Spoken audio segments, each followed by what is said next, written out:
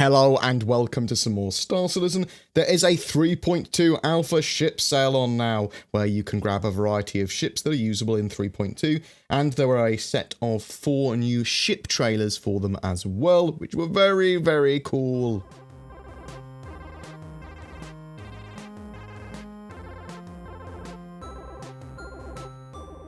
Let's go through the ships that are in the sale, but also show in the background the cool eye candy that is their new ship trailers. The Anvil Hurricane is a 2-seater heavy fighter with a focus on its large turret that supports 4 size 3 weapons, but it also has 2 size 4 hardpoints that the pilot controls on the nose of the ship. You do need 2 crewmen to bring all those weapons to bear, as the second mans that turret with most of your firepower on. The ship is fast and reasonably agile, but it hasn't got that much in the way of armor. It's very high DPS when crewed by 2 people, and the turret gameplay is better in 3.2, but certainly needs some more work as the game evolves. The ship is available for $175 or 195 store credits. No new trailer for it, but the Origin 600i Luxury Explorer has a surprisingly large amount of internal space now. It's had a few buffs during the PTU, but it's got a captain's quarters, crew quarters, bathrooms, kitchen, communal areas, bar, pool, table, meeting area, 2 sets of lifts, scanning suites, cargo area / rover garage, the Explorer variant.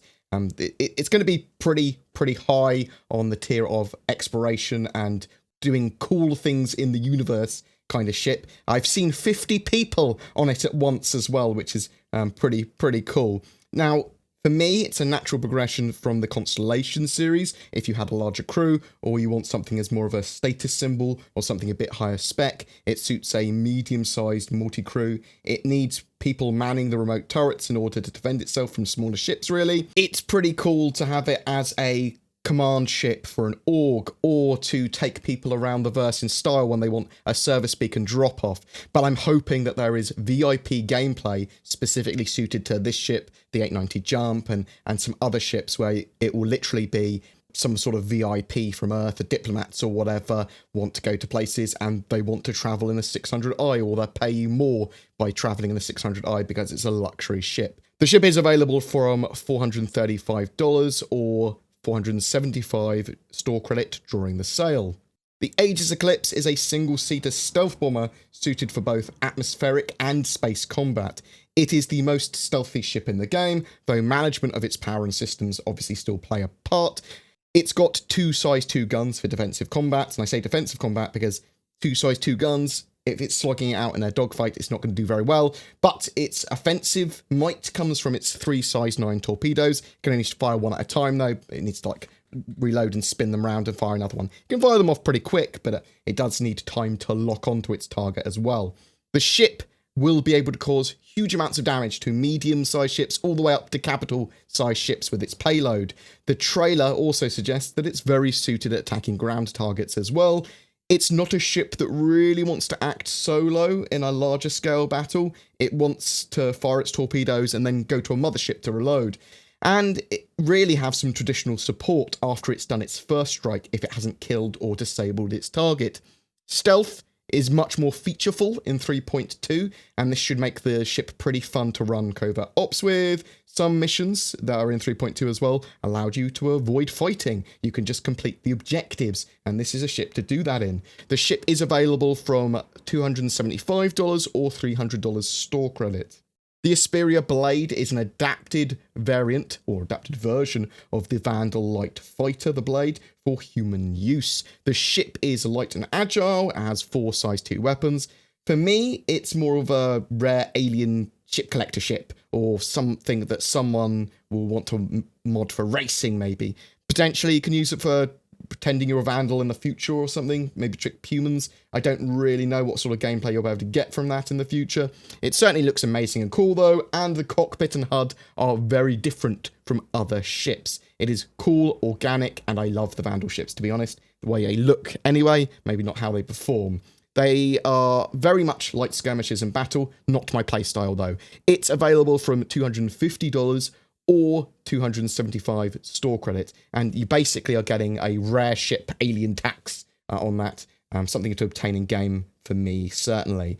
The Aegis Avenger rework has been completed as well. There is the Titan, which is the cargo variant, the Stalker, the Bounty Hunter one, the Titan Renegade, which is a skin and loadout variant of the Titan, and the Warlock EMP versions. They are now all available and supersized. The ship has increased around 20% or so, but it's not been scaled up, it's been remodeled. The internals have much more room, there's no more crawling around in air ducts. The ships have 2 size 3 hardpoints on the wings and a size 4 gimbal on the nose, allowing it to take 3 size 3 weapons, and if you give it Omni Sky 9s, it is a beast. They are available from $50 for the Titan, $60 for the Stalker, $75 for the Renegade, and $85 for the Warlock. The Titan, however, is my recommended ship to start the game with if you wanted to buy anything over your starter package. Your starter package will be totally great and fine, but if you did want to pay anything more, to want to get something a little bit extra, and upgrading to a Avenger Titan for that extra $20, I think is a smart buy. Some other stuff. The Prospector is also on sale again for $155, and that might be tempting to some, as there is mining in 3.2, and that is the only ship that can do it. I do think mining is reasonably fun for a while, and the Prospector is going to be a good little money generator. However, there's not much to spend that money on yet, and all ships I've mentioned, as well as the Prospector, will be available to obtain in-game at some point. 3.3, in fact, in September, looks like when they plan to have ships purchasable in-game with Alpha UEC in-game currency. Also, borrowing a ship off a friend at the moment in 3.2 is a perfectly good idea. I've actually been renting ships off people in-game. How, you ask?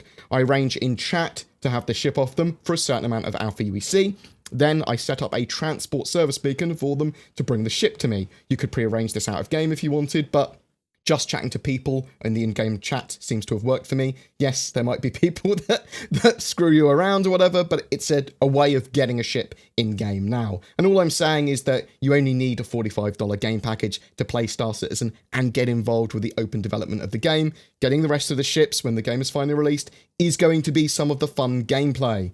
But what do you think? Are you going to be picking up a ship during the sale, upgrading, not spending a single dollar more until the game is released? I'd love to hear your thoughts below. Also, with that in mind, Moist Noodle, a good friend and Star Citizen streamer, has organised a charity event in conjunction with 3.2's release, and a load of Star Citizen streamers, including myself, are throughout next week, the 1st to the 7th of July, going to be raising money for Special Effect altogether. I'll drop a link below with more details of that, but we're going to be giving away various ships and starter packages through that event as well across multiple channels, and it should be something quite cool for the community and cool for a little chat as well for people that are around. This month's featured spotlight is the Daymar Rally, and they're giving away a rally pack of a Tumbril Cyclone and an Aegis Vulcan, which coincidentally is all the hardware you need to enter the rally. The Daymar Rally is an annual community organised event which is set to have its inaugural endurance race on the 27th of January 2019. There will be 3 divisions over a